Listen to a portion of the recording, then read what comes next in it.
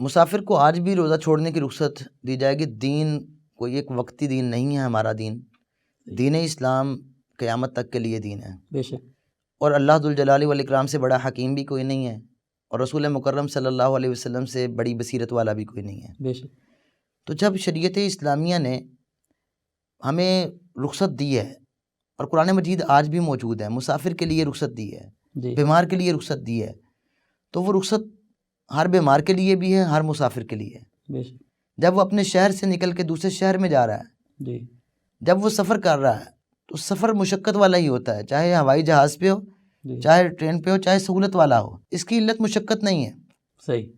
ہمیں اس بنیاد کو سمجھنا چاہیے کہ شریعت اسلامیہ نے روزہ چھوڑنے کی رخصت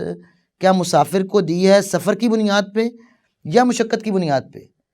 اب ایک آدمی سفر کر رہا ہے پورے ٹھاٹ باٹ کے ساتھ، سہولت کے ساتھ، اور جہاز میں، اور وہ بھی پورے سہولتوں کے ساتھ سفر کر رہا ہے، جی ایک وہ مسافر ہے،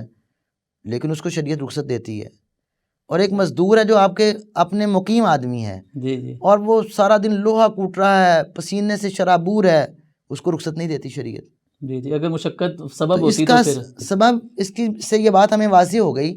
کہ روزہ چھوڑنے کی علت جو ہے وہ مشقت نہیں ہے، صحیح، تو لہذا اعتراض کی جو بنیاد مشقت بنائی جاتی ہے وہ علت ہی شریعت میں نہیں ہے، سبب ہی نہیں ہے، وہ اصل سبب سفر ہی ہے۔ تو جب وہ مسافر ہو گیا تو اس رخصت میں وہ شامل ہو جائے گا، چاہے مشقت والا سفر ہو چاہے غیر مشقت والا ہو، ہر صورت میں اس کے لیے رخصت ہے۔